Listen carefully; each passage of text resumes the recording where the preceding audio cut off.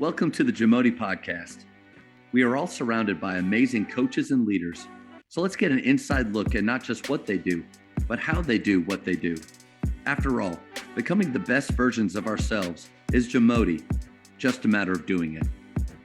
The JAMODI podcast is powered by Sideline Interactive. Sideline Interactive is the leading manufacturer for high-quality, innovative scoring tables and LED video display boards that help coaches and schools bring more excitement to fans, create huge fundraising opportunities, and make their jobs easier. Visit sidelineinteractive.com to check out their amazing products. You have a really interesting experience with playing at Wesleyan. You played there 2 years, 1,000-point scorer in 2 years.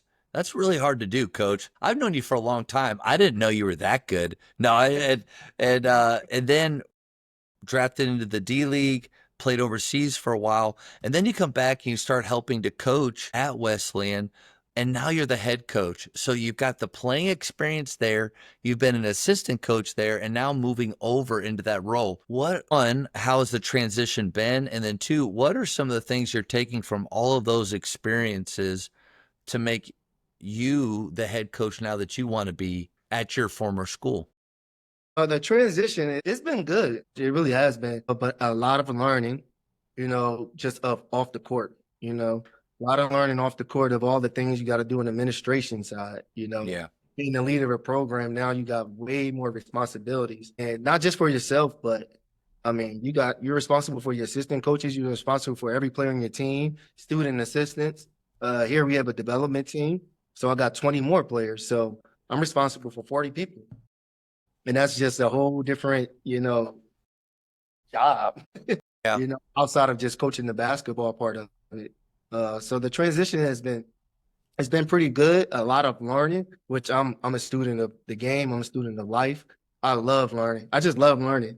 So it hasn't been easy off the court, but it hasn't been to the point where I'm just like, I can't do this. It's been just, I'm learning it, I'm getting it done, and I'm understanding it. So as time goes on, the next year is much smoother for me. But the transition, I told my team this on Saturday after practice, before a day off. I went in the locker room, I said, we're going to meet, and I thanked every last one of them. I said, I thank y'all, because y'all have made my first year as a head coach easy right now. And I use the word easy, but I told them, you have made this very easy for me, because y'all guys are so humble. You guys are great teammates. You guys are taking care of your academics. You guys are doing everything I asked you to do. You have made my first year as a head coach easy, and I want to thank y'all all for that. So that part of it, the transition part hasn't been bad at all. Again, it's just learning. It's like losing a game. It's not bad if you learn from it. Yeah. And you just learn through it. But a lot of things I took from just my experience playing here. Yeah. Being assistant coach here and playing overseas, it kind of helped me, and it's helping me here now. I won't say I found it, but I'm finding my identity as a coach. It helps build part of who I am right now, but my identity as a coach, I'm still trying to find that, Yeah. Coach, I love that you, after week one, brought them in and thanked them and complimented them. I wonder how many players out there rarely hear that from their coaches. And I believe that a lot of players are like this. I think most players are pleasers.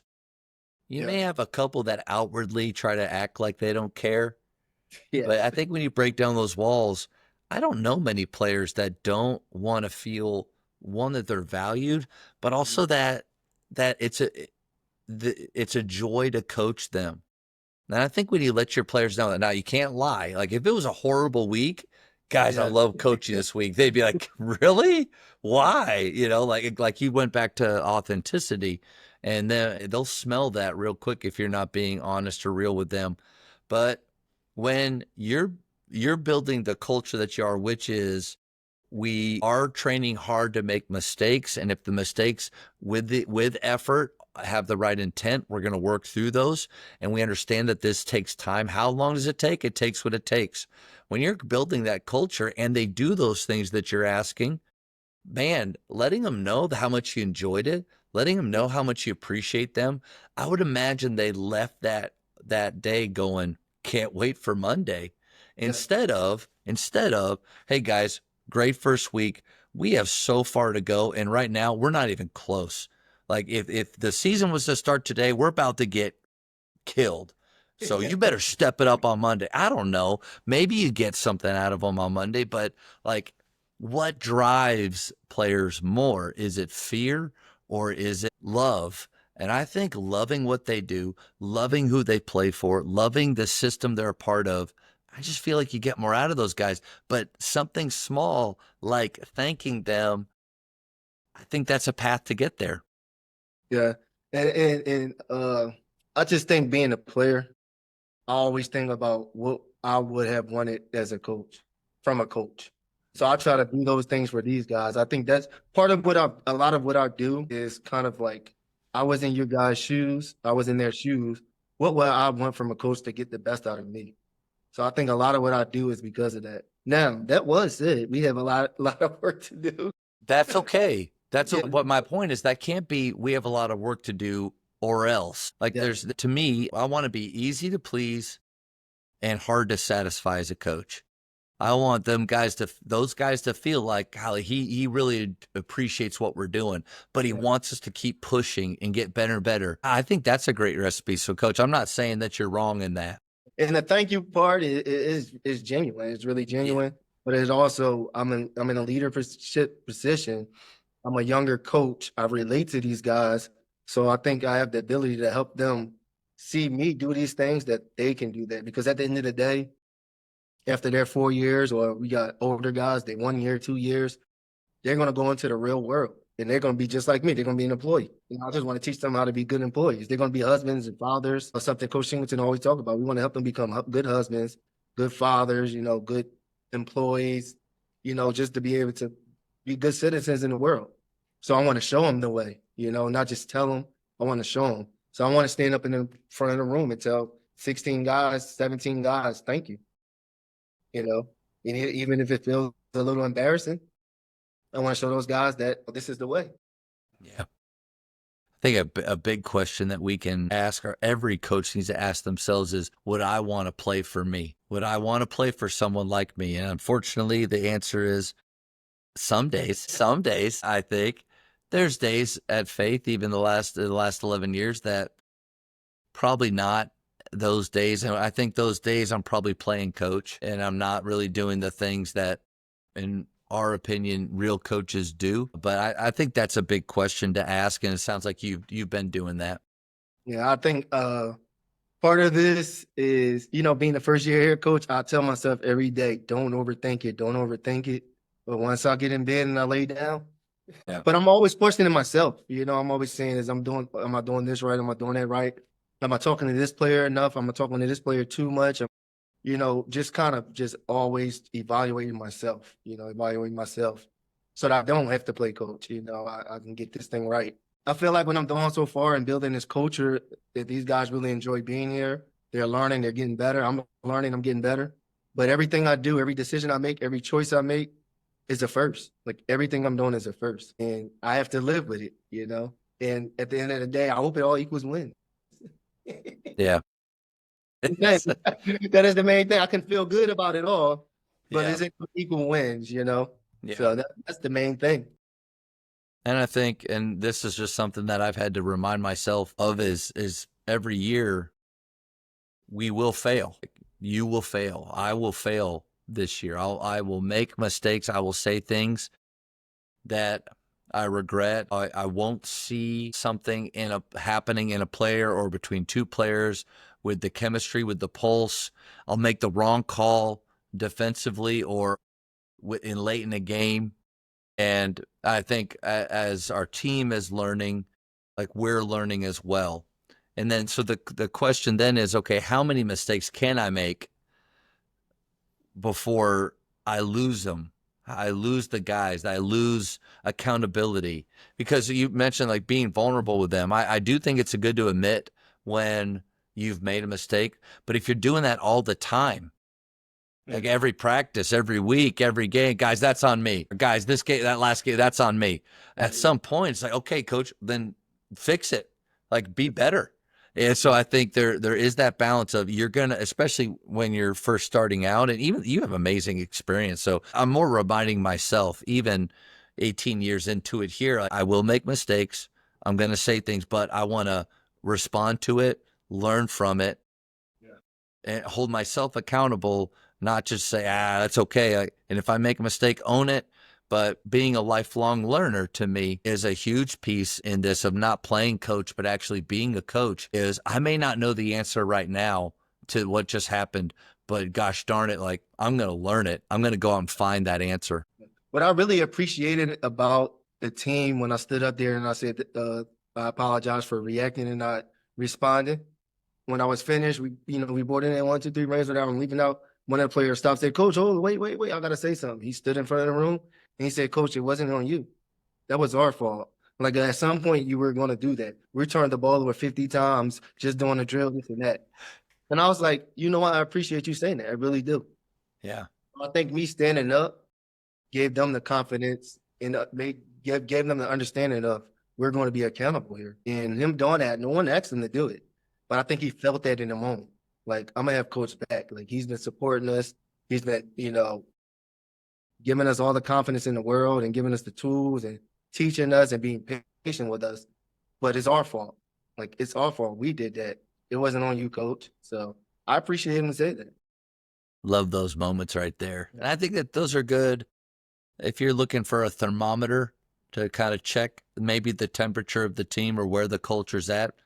I think moments like that are really good. And then hopefully that's like the first, or that's a domino. It'll just create more and more of those, especially when you're making that environment happen. You're setting up the standards for we're going to hold each other accountable or ourselves accountable. I think you started that, and that was a pretty cool moment. Yeah, it really was. I'm enjoying this team so far. Yeah. Adversity is going to hit. So when the adversity hits, or all these things we're learning, that's when the time where our culture will really show up. Are we really being who we're saying we want to be or not? You nailed it. Like right now, whether you're in the honeymoon phase like you are, which the first year you kind of can do no wrong in people's eyes. Year 2, it's typically like, okay, a little bit more critical. But no matter what phase you're in, to just set up culture expectations as if this is how it's always going to be and we're never going to fail at this. This is never going to be tested. To me, when that test does come, you're not going to be prepared for that. Shawnee Harley talked about culture breakers and how one of the biggest things you got to do after you've instilled your standards or how you're going to show up is then address the fact of how are these going to break? Not could they break? How are these standards going to break? And how are we going to respond when they do break? Another example is Doug Novak meeting with his team and saying, the first practice, first workout of the year, okay, guys, when we lose, how are we going to handle it? Like that's countercultural to what I've grown up hearing from coaches. It's almost like the people I've played for and probably some of the teams I've been a part of. We create this almost like utopia of perfect culture, guys. If we just do these 5 things, we're going to be great. We're not going to have any issues. We're all going to get along. We're going to win every game. But we all know that rarely never happens. So address them head on. When we lose, are we going to break apart? Are we going to get closer? What does it look like after we lose? What are the things that we really want to do in the locker room in that moment? You could take losing, but you could also take mistakes on the floor. I think you address those breakers so that when they happen, it's not, guys, humility is our standard. That's not it. No. It's more of, guys, we talked about this. I think right now it's happening. How are we going to respond? Yeah. No, that's a great question. I have a team meeting today. I need to write this question down. Yeah. After we go through our 5th standard, which the seniors get to choose the 5th one every year. So we choose the 4 that our program's really about, and then I allow our seniors to finish it off. And I think the more that you can let them be a part of that process, the better. I think for colleges, I've heard some coaches even say like blank slate, and a team kind of determines all the standards that they have or the culture. High school level, especially if I've been here for a little while, like these 4 things are what we're about, but they get to choose the one. After we do that, we'll take other weeks going through all the breakers and the list that we come up with. Guys, how does humility not show up? Oh, coach, if after a loss, people are talking about how many points they scored. Oh yeah, guys, that's difficult. Like when you hear that, what does that make you feel? It makes us feel like they don't care, like they're selfish. And it's never trying to like get at one person. We haven't played a game yet. So nobody knows, unless they did that last year, that this is, that person. But good to address those moments like that when emotions aren't high, when we're still undefeated. Let's talk about it now. And the thing about that is some guys probably, when they're about to get that moment now, and it's probably them, they think about that, what the team is going to think of them. So it hits them before they even get to the point where they're going to do that and go against that standard.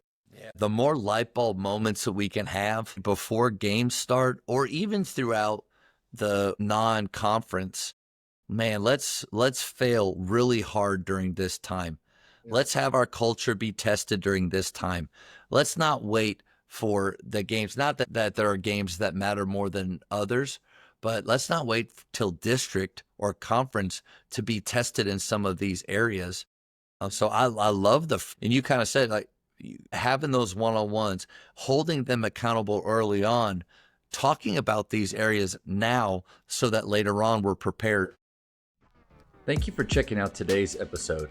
Please take a moment to subscribe to this podcast, share it with your fellow coaches, and find us on social media for what's coming up next on the JAMODI podcast. It's just a matter of doing it.